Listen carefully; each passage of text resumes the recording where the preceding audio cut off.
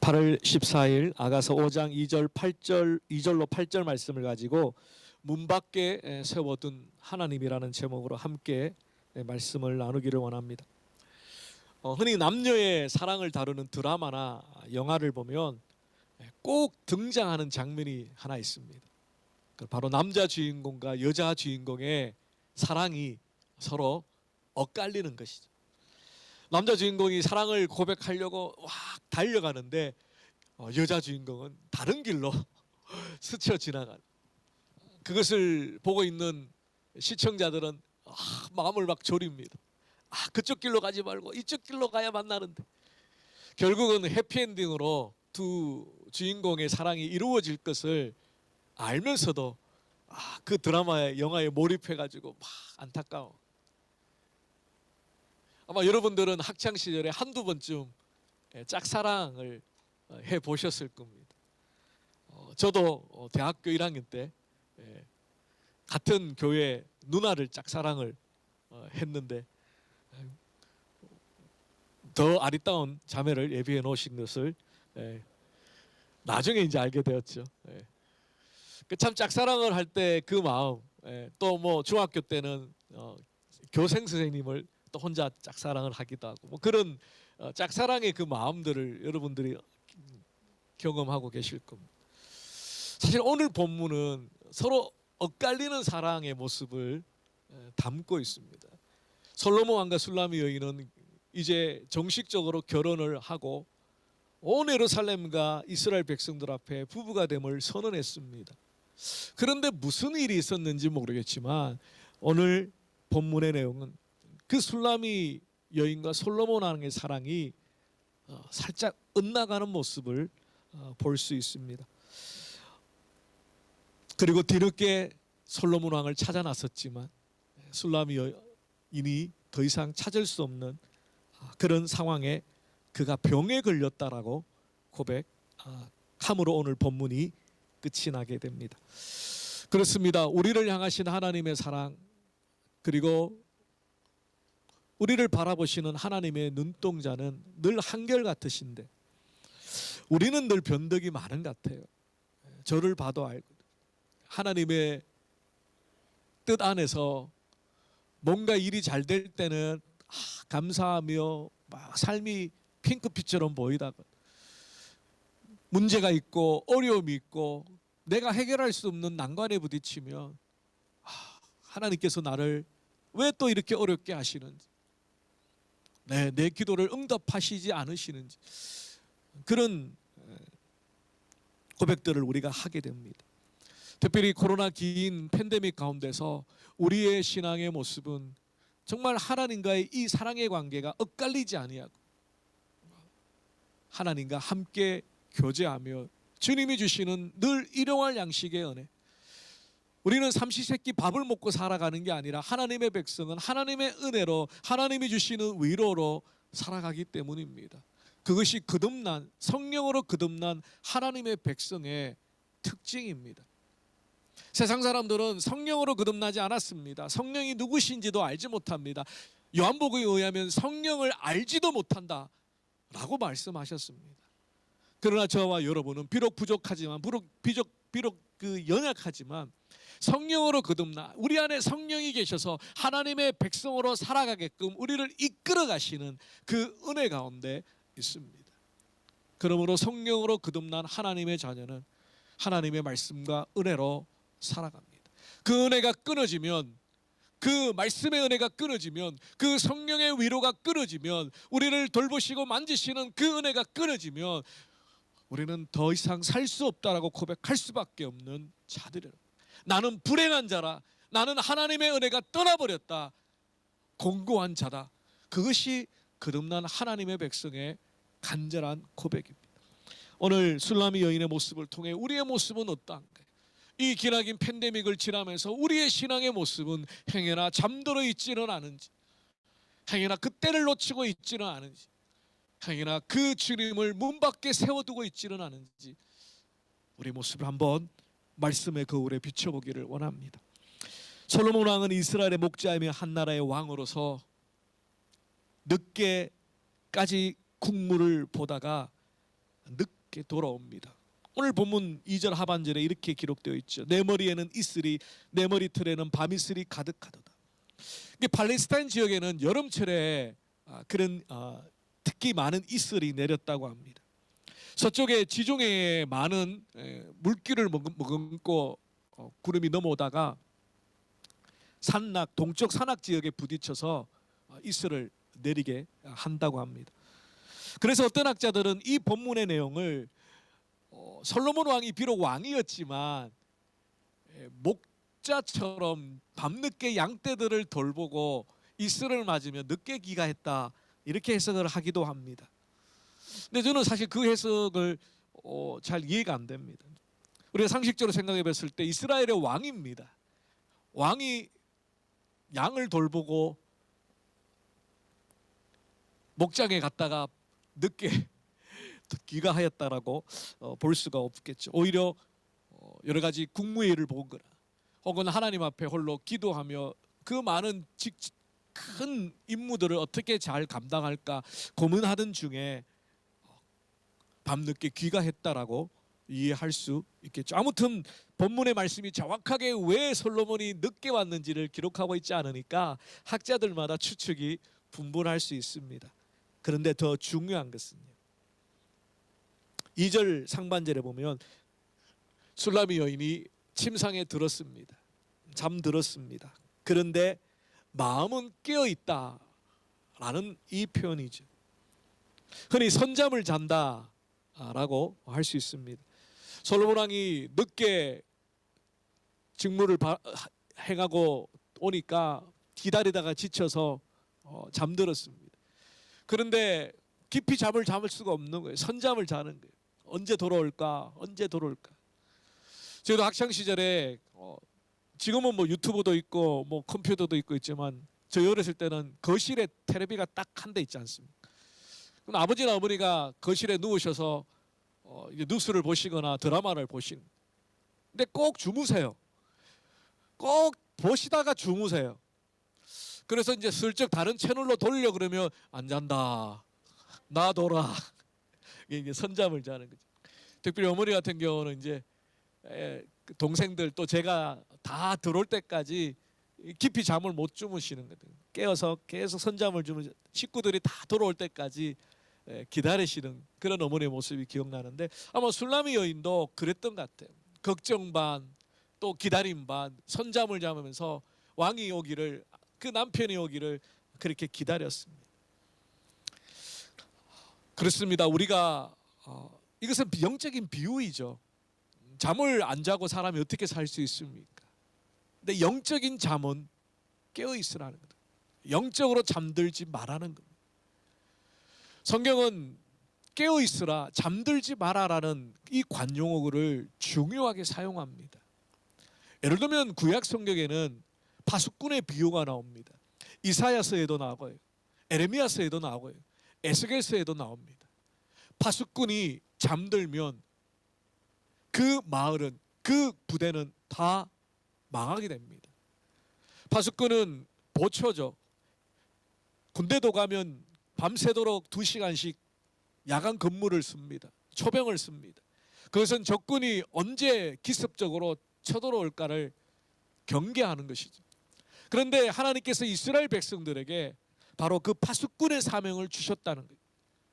그들이 우상을 숭배하고 또 하나님의 율법의 말씀을 거슬릴 때 아브라함에게 주셨던 제사장의 나라의 축복을 그들이 행할 수 없기 때문에 파수꾼에게 맡겼던 그 사명, 많은 사람들에게 죄로부터 깨달았고 하나님만 참 하나님이시고 하나님만을 경배하라는 이 영적인 각성을 해야 하는 그 직무가 바로 파수꾼인 이스라엘 백성들에게 있었는데 그들이 그 직책을 다 잊어버리고 그들이 바알을 섬기고 아세라를 섬기고 하나님의 율법의 말씀을 버리고 유월절을 버리고 가나안의 7 족속과 같이 살고 있을 때 하나님께서 선지자들을 보내요. 너희들이 지금 영적으로 잠들어 있다. 파수꾼의 사명을 잊어버렸다라고 경고하시는 장면들이 곳곳에 나옵니다.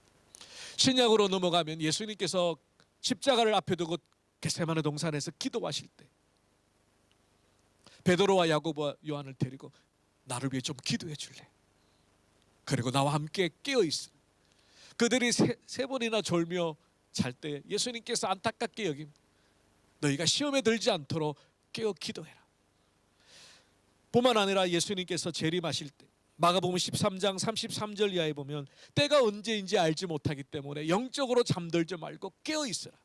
예수님의 재림이 언제인지 알지 못하기 때문에 날마다 말씀과 기도가 하나님의 은혜 가운데 하나님과 바른 관계를 내가 누리고 있는지, 내 신앙이 과거에 한번 예수님이 영접하였다고 끝나는 게 아니라 지금 내가 예수님을 나의 주님으로 나의 왕으로 모시고 있는가를 확인하라.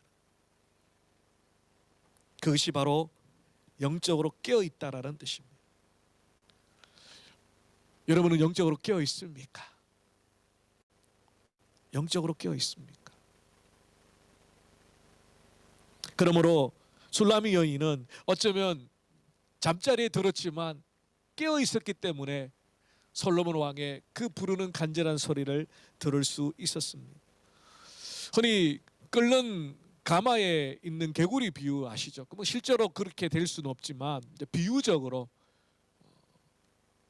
개구리가 찬물에서 막 수영을 하는데 처음부터 뜨거운 물에 들어가면 놀래서 뛰어나오지만 그 찬물이 점점 데워지면 개구리는 그 물속에서 자기가 익어가는 줄도 모르고 따뜻하다, 따뜻하다 그런다는 겁니다. 그게 바로 영적인 매너리즘이죠. 영적인 매너리즘에 빠지면 우리는 나도 모르게 잠들어갑니다. 겨울 산에 등반을 갔다가 조난을 당하면 제일 위험한 게 뭐냐면 잠입니다. 잠들면 얼어 죽는 것을 어떻게 할 수 없는. 그래서 영화나 이런 데 보면 조난 당하면 막 깨워요. 동료를 옆에서 막 깨워줍니다. 너 지금 잠들면 죽는 거야. 어떻게든 의식을 붙들고 깨어 있어야 구조대가 올 때까지 기다릴 수 있고요. 의식이 깨어 있어야 움직여서라도 동상을 맞고 살아날 수 있는. 여러분 만약에 여러분의 가족이, 여러분의 친구가, 여러분의 부모님이, 여러분들의 교우가 영적으로 잠들어 저 강물에 떠내려 간다면 깨우지 않겠습니까? 흔들어 깨우지 않겠습니까? 목회자로서 성도님들이 제가 뭐 여러분들의 신앙을 판단할 수 있거나 그렇지는 않지만 이 현저하게 이 코로나 팬데믹을 지나면서 신앙의 연약함들이 보인 흔들어 깨워야 되지 않겠습니까? 집사님, 성도님, 형제님, 지금 우리가 자다가 깨어야 될 때입니다. 잠들면 신앙적으로 죽습니다. 그렇습니다. 우리는 늘 세상에 무감각하고 영적 은혜에 관심이 없는 죽어가는 신앙인이 되지 않게, 예수님께서 책망하셨던 바리새인과 같은 껍데기 신앙인이 되지 않기 위해서 우리는 늘 깨어 있어야 합니다. 늘 깨어 있기 위하여 말씀과 기도의 자리에 나아가야 합니다. 주님을 바라보지 않으면, 십자가의 은혜를 바라보지 않으면 이 세상의 끝을 바라보다가는 나도 모르게 영적인 잠에 빠져 나중에는 내가 잠들고 있는지도 몰라요. 내 영혼이 깨어 있는지 내 영혼이 잠들어 있는지도 몰라요. 마음이 강팍하여지고 마음이 교만해져서 더 이상 말씀이 은혜가 안 되고 더 이상 성경을 펼 수가 없어요. 찬양을 드려도 예배를 해도 아무 감흥이. 지난 청년부 수련회 제가 Q&A를 했습니다. 아무 질문이나 하고 제가 즉석에서 대답을 하는, 한 대여섯 가지 질문은 미리 좀 달라고 했습니다. 아주 좀 어려운 질문들. 네, 그 질문들 말고 즉석에서 한 청년이 그런 질문을 이제 이 앱으로 무기명으로 올렸습니다. 어떻게 하면 예배에 감흥이 있을까요? 예배에 감격이 없다는 거예요. 예배에 감격이 없는데 어떻게 해야 됩니까, 목사님? 그래서 제가 두 가지로 대답을 했습니다. 하나는 제가 늘 가끔 설교 시간에 여러분이 이야기하는 내용입니다. 1년 동안 내가 열심히 예배를 준비하고 예배를 사모하고 토요일 날 늦게까지 영화나 드라마나 유튜브 보지 말고 일찍 잠들고, 왜냐하면 이 예배를 기대. 토요일 날 새벽 2시 3시에 자는데 주일 날 와서 예배에 집중이 되겠습니까? 우리의 육체는 한계가 있습니다. 우리의 육체와 영혼은 분리되어 있지 않습니다. 우리의 몸이 피곤하면 집중이 안 됩니다. 예배에 집중이 안 되면 목사님이 무슨 말씀하는지, 성경의 내용이 뭔지 이해가 안 됩니다. 나는 말씀을 준비하고 예배를 준비하고 은혜를 사모하는 그런 준비가 전혀 없이 그저 앉아서 하나님 은혜 주십시오, 불같은 성령의 은혜 주십시오, 그것은 아닙니다. 오순절 성령의 은혜를 받았던 사도행전 2장의 초대교회 성도들 어떻게 했습니까? 간절히 사모하며 기다리며 기도하며 다락방에 모였습니다. 여러분 마음이 준비가 되어 있지 않는데, 말씀에 대한 사모함이 없는데, 그 은혜를 받기 위한 마음문이 닫혀 있는데 하나님께서 일방적으로 갑자기 하늘에서 뚝 떨어지게 은혜를 주시지 않습니다. 여러분 마음이 닫혀 있는데 어떻게 하나님의 은혜가 임합니까? 그래서 그 1년 동안 예배를 사모하고 예배를 준비하고 하나님 은혜 주십시오, 하나님의 은혜 아니면 제가 살 수 없습니다 라는 마음으로 1년 동안 예배를 드렸는데도 불구하고 아무런 은혜와 감격과 감동이 없다 그러면 다른 교회 한번 가보라 그랬습니다.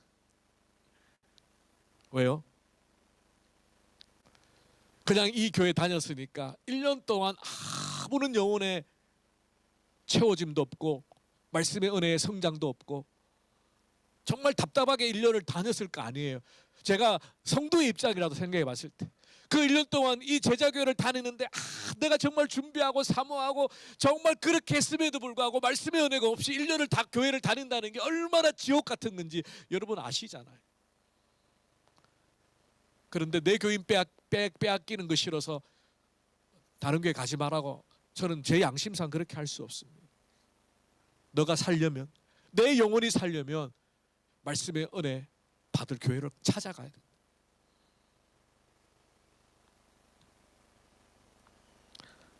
우리가 깨어 있어야 되는 이유가 바로 그겁니다.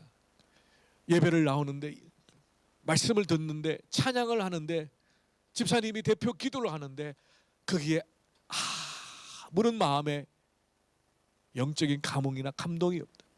아멘으로 화답하는 마음이 없다. 예배에 왜 나오는 거죠?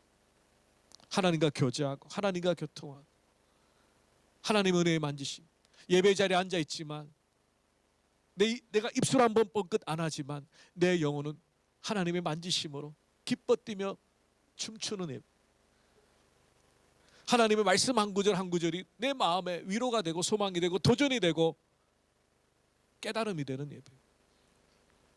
함께 하나님을 섬기는 주의 자녀들이 서로를 얼굴만 바라봐도 기쁘고 감사하고 반가운 공동체. 그런 예배, 그런 교회, 그런 모임이 아니라면 어떤 다른 차별이 있나요? 그냥 온라인으로 유튜브로 나중에 잘 때 그냥 설교 영상만 듣는 거라.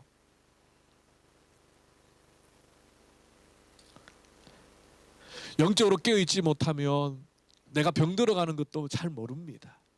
영적으로 깨어있지 못하면 내가 지금 하나님과의 관계 속에서 무슨 문제가 있는지, 내가 지금 사람과의 관계 속에서 무슨 문제가 있는지, 내 가정에, 내 자녀에, 내 하는 일에 뭐가 문제인지 몰라요.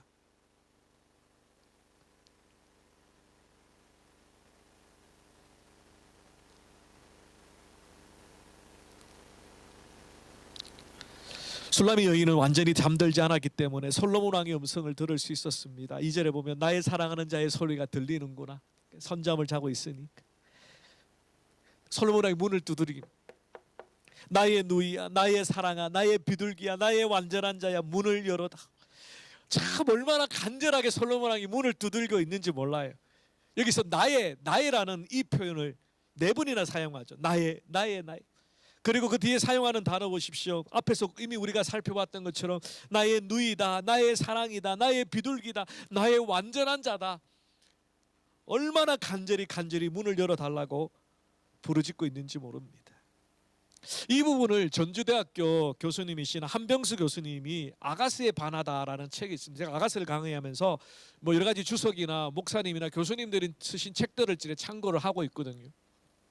근데 이 한병수 교수님의 이 책이 저는 되게 읽으면서 제가 은혜가 많이 되어서 그런 구절들을 여러분에게 같이 지금 소개를 하고 있는데, 이 부분에 대해서 이 교수님은 어떻게 해석하냐면요, 솔로몬과 술라미 여인 사이에 위기가 왔다는 거예요. 위기가. 왜냐하면 그 사이에 닫혀져 있는 문, 잠겨져 있는 문이 가로막고 있기 때문이라. 어떤 이유인지 모르겠지만, 그리고 결혼하고 난 뒤에 얼마가 지나는지 모르겠지만, 아무튼 두 사람 사이에는 닫혀진 문이 있기 때문에, 이것을 술라미 여인이 솔로몬 왕에 대한 무관심과 무의식과 무신경이 이 관계의 어려움을 초래했다, 이렇게 해석을 해놨더라고요. 솔로몬 왕은 계속해서 두들기며 문을 열어달라고 하는데 술라미 여인은 그냥 잠들어 있습니다. 3절에 보세요. 내가 옷을 벗었으니 어찌 다시 입겠으며 내가 발을 씻었으니 어찌 다시 더럽히랴. 여러분, 이 구절을 읽으면서 어떤 느낌이 듭니까? 귀찮아. 내가 옷도 다 벗어 잠옷으로 다 갈아입었고 또 발도 다 씻었는데. 이스라엘 백성들은 단순히 위생으로 발을 씻는 게 아니라 이제 정결법과 관련하여서 잠자리 들기 전에 발을 씻었습니다. 이거 또 발을 더 더럽히면 또 씻어야 되는. 어떤 뉘앙스가 묻어져 있습니까? 귀찮다. 번거롭다. 왜 늦게 와가지고 귀찮게 해. 그런 뉘앙스가 좀 느껴지죠. 이것을 한병수 교수님은 두 사람 사이에 관계의 위기가 왔다는 거예요. 무슨 문제가 있었는지 모르겠지만 두 사람이 부부 싸움을 하고 뭐 어떻게 됐는지 모르겠지만 솔로몬 왕의 모습과 술라미 여인의 모습은 너무 대조적이었다는 겁니다. 여러분, 혹시 우리는 그렇지 않습니까? 이 술라미 여인의 모습을 보면 꼭 우리의 모습과 닮아 있는 것 같아요. 우리가 하나님을 사랑한다고 하고 하나님을 헌신한다고, 하나님을 위해 내가 수고하고 봉사한다고 하지만 때로는 우리의 게으름, 귀찮은데, 남들이 뭐 알아주는 것도 아닌데, 떡이 나오는 것도 아니고 돈이 생기는 것도 아닌데, 밤이 늦도록 일을 마치고 기쁨으로 돌아왔던 솔로몬 왕을 문 앞에 그냥 세워두고 자신의 침실에 누워서 그저 꿈지락 그것이 술라미 여인의 지금 모습입니다. 이런저런 핑계를 댑니다. 주님께서 여러분이 필요하시고 주님의 나라를 위하여 여러분을 부르실 때에 주님, 제가 벌써 다 씻고 누웠는데요, 또 발을 또 씻어야 됩니까? 요한복음 21장에 보면 예수님께서 부활하시고 디베라 바닷가에 제자들을 찾아오십니다. 그들이 실패했고 그들이 예수님을 부인했고 예수님을 떠났지만 예수님은 그들을 다시 찾아오셔서 그들에게 사랑을 물으십니다. 네가 나를 사랑하느냐? 베드로가 대표하여 대답하죠. 주님, 제가 주님을 사랑하는 줄 주님께서 아십니다. 사실 그 질문 자체는 예수님께서 제자들이 예수님을 사랑한다라고 말하면 그때 가서 내가 너희들을 사랑한다라고 하겠다는 의미가 아닙니다. 이미 예수님은 다 용서하셨고 이미 예수님은 그들을 사랑하고 계시기 때문에 사랑을 가지고 제자들에게 나왔습니다. 그리고 그들의 사랑을 확인하십니다. 왜냐하면 사명을 맡겨야 되기 때문에. 베드로의 사랑의 고백을 듣고 예수님은 이제 기꺼이 주님의 양들을 맡기십니다. 내 양을 먹이라, 내 어린 양을 치라. 그러므로 모든 하나님을 사랑하는, 예수 그리스도를 사랑하는 하나님의 백성, 하나님의 사명을 감당하려고 하는 모든 주님의 백성들은 이 주님의 사랑의 관계가 확인되어져야 합니다. 모든 봉사하는 사람들, 목회자들, 선교사님들, 일꾼들, 리더들, 중직자들, 이 주님과의 사랑의 관계가 끊어지면, 희미해지면, 변색되면, 타락하면 그 봉사가 시험이 됩니다. 그 섬김이 짐이 됩니다. 주님을 사랑하는 마음으로 기쁨으로 하는 게 아니라 억지로 목사님이 시켜서 전도사님이 시켜서 내가 그냥 눈치 보며 억지로 하는 거예요.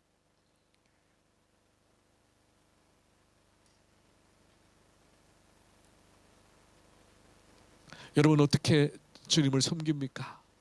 어떻게 주님을 봉사하고 있습니까? 주님의 교회를, 주님의 성도들을 어떤 마음으로 섬기고 계십니까?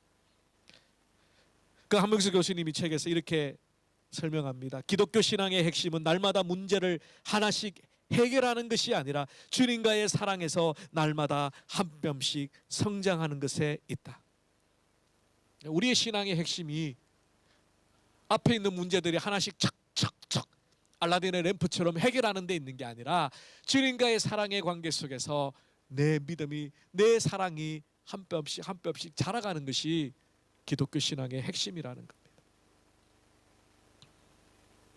우리를 향하신 하나님의 엄청난 사랑 앞에 우리의 수고와 봉사와 헌신이 한없이 초라해 보일 때가 있습니다. 그럼에도 불구하고 우리를 부르신 부르심에 헛되지 않기 위하여, 하나님이 우리를 부르신 것은 애따 천국 가라, 죽어서 천국 가라, 구원 얻어라 땡 하기 위해서가 아니라 우리를 통해서 이 땅에 빛과 소금의 직분을 감당하며 우리를 통하여 하나님을 사랑하는, 먼저 사랑하는 우리를 통하여 하나님의 나라를 이루고 하나님을 알지 못하는 연약한 자들에게 그리스도의 사랑을 실천하고 작은 예수가 되어 그들을 만져주는 그 일을 위하여 부르셨습니다.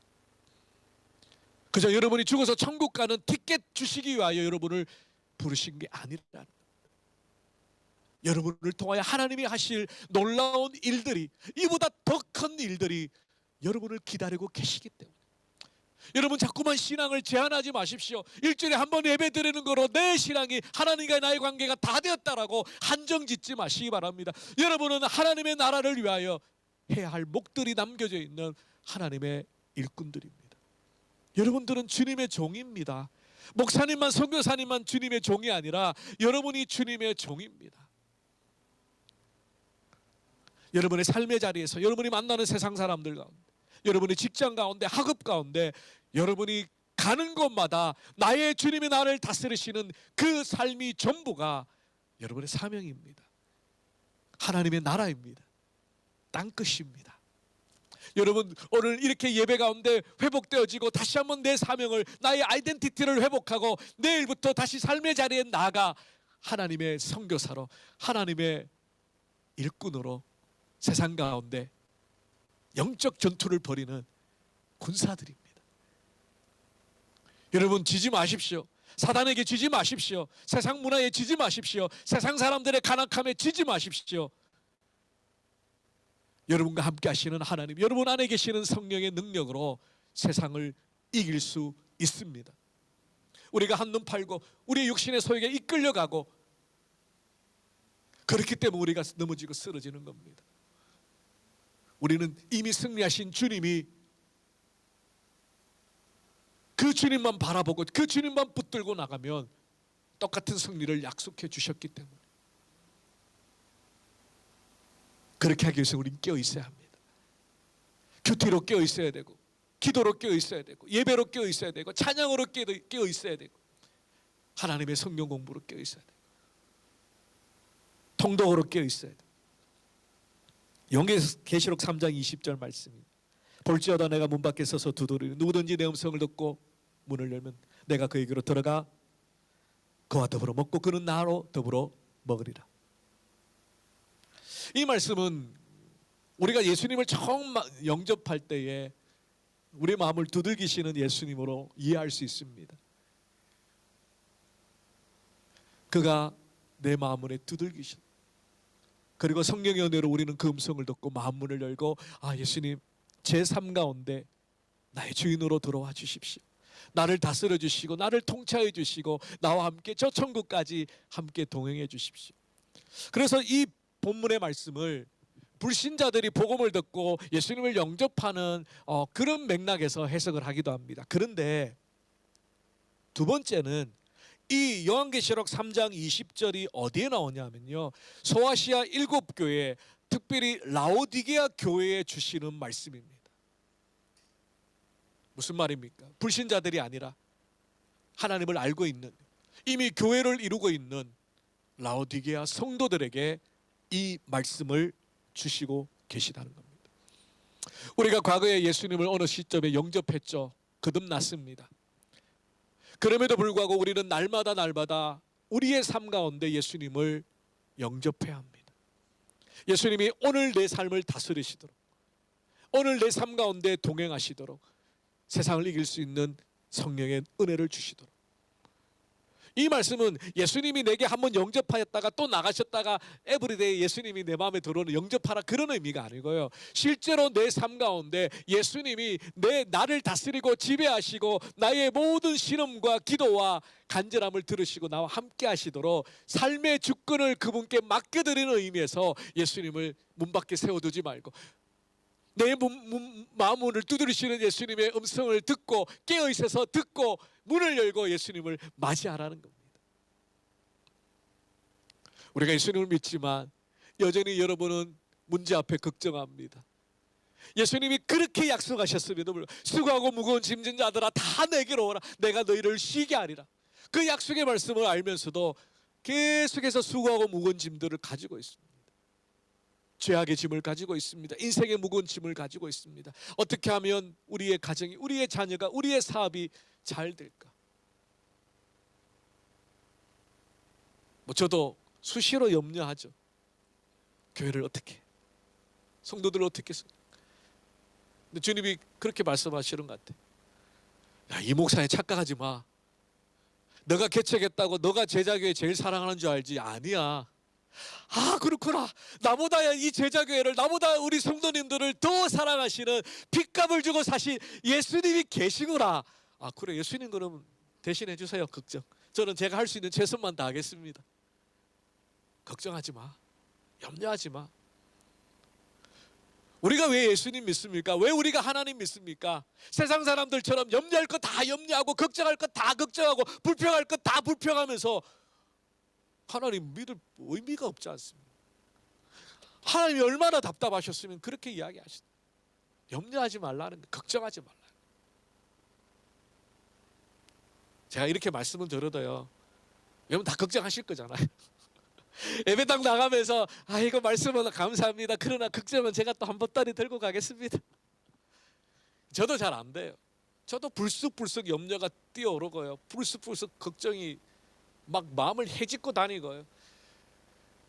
그게 우리의 연약한 모습이에요. 그래서 더 주님 앞에, 더 십자가 앞에 매달려야 되는 거죠. 하나님 은혜 주십시오. 담대함 주시옵소서. 용기 주십시오. 성령의 충만함 주십시오. 이 모든 어려움을 넘어갈 수 있는, 뛰어넘어갈 수 있는 지혜를 주시옵소서. 라오디게에 주신 주님의 말씀입니다. 내가 문 밖에 서서 두드려. 여러분의 삶의 모든 결정권을 주님 앞에 맡기십시오.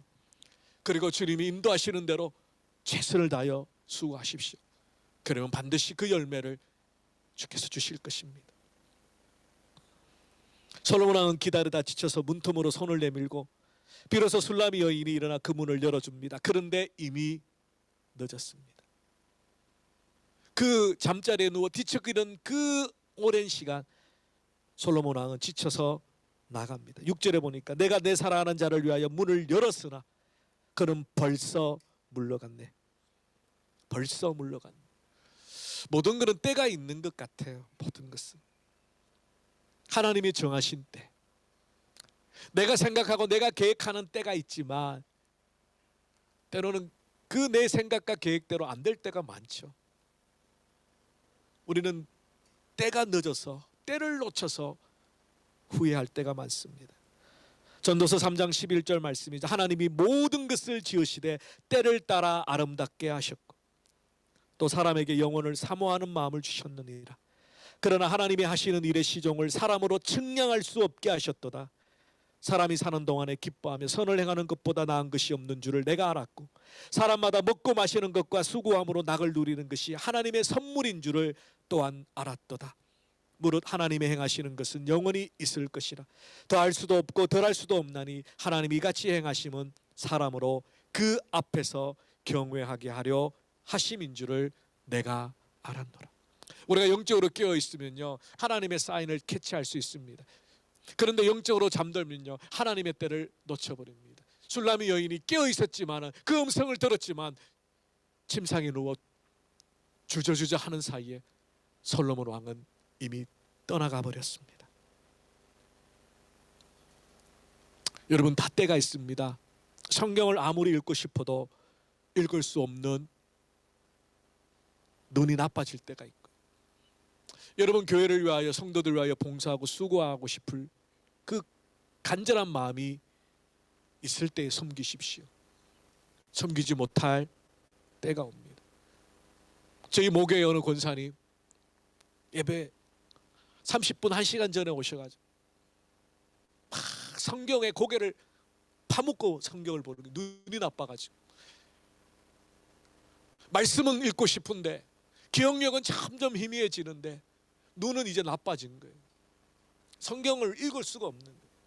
그래서 큰 걸 성경을 갖다가 또 읽으시다가 또 어느 때는 보니까 누가 사주셨는지 이따만한 돋보기를 가지고 이제 한자 읽고 계시는. 그러니까 요즘에는 뭐 성경도 다 녹음이 돼가지고 그죠? 들을 수도 있고 한데, 그때 벌써 한 20-30년 전이니까 그 권사님은 이따만한 돋보기를 들고 막 말씀을, 그런 이야기를 하시더라고요. 제가 한참 30대 초반에 목사님 성경 읽을 수 있을 때 많이 읽어 두십시오. 나이 들면 읽고 싶어도 못 읽습니다.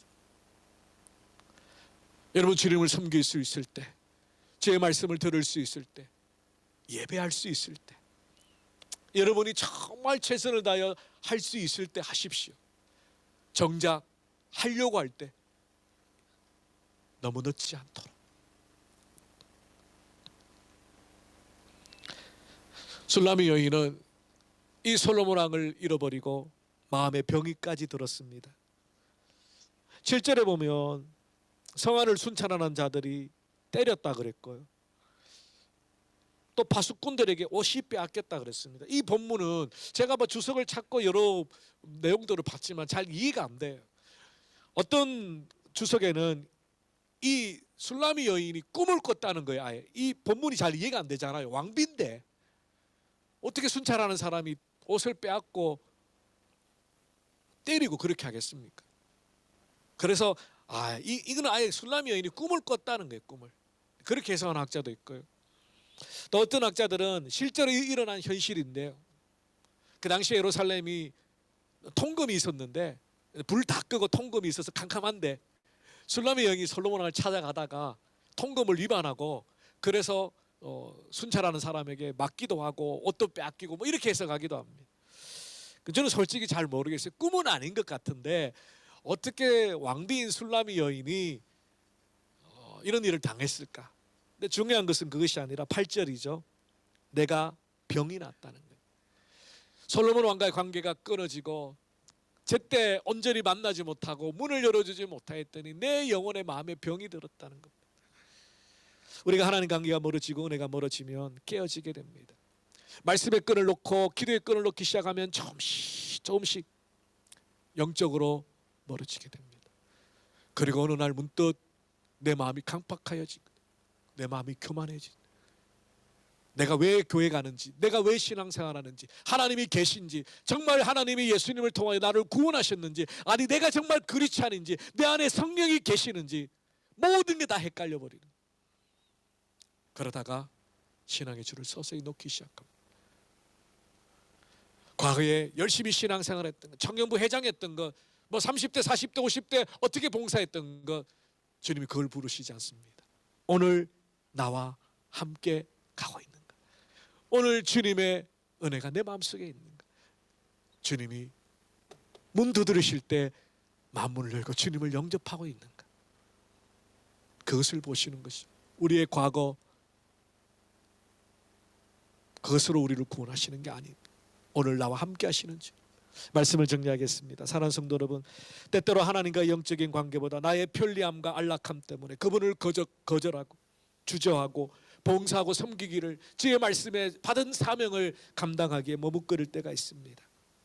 물론 예수님은 늘 우리 곁에 계실 것이고 하루를 천년같이 천년을 하루같이 우리를 기다리시고 실패한 제자들을 디베라 바닷가에 찾아가셔서 내가 너를 사랑한다라고 말씀하실 주님이지만, 우리의 신앙의 모습을 돌아볼 때 우리가 깨어있지 못하면, 우리가 주님의 음성을 듣고 마음을 열고 영접하지 못하면, 날마다 그분과 함께 동행하지 못한다,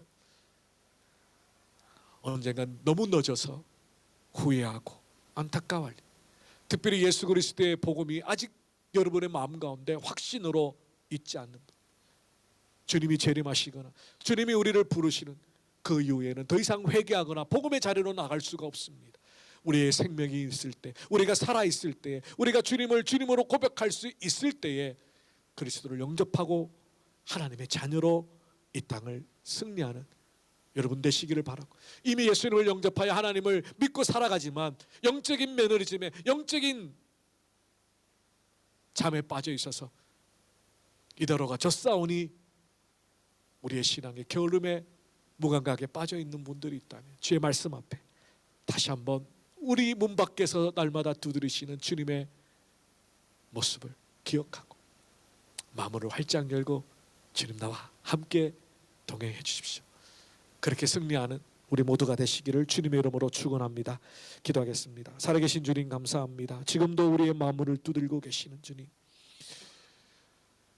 문 밖에 세워둔 주님을 기억하고 다시 한번 우리의 신앙을 회복하고 영적인 깊은 잠에서 깨어나 주님을 날마다 영접하며 내 삶 가운데, 그래서 나의 인생의 모든 문제와 고민과 걱정과 염려를 주님께 맡기고 주님이 주시는 가볍고 쉬운 멍에를 메고 주님 맡기신 사명을 향하여 달려가는 우리 모두가 되게 하여 주시옵소서. 감사하고 우리 주 예수 그리스도 이름으로 기도 올리옵나이다. 아멘. 우리 다 일어나셔서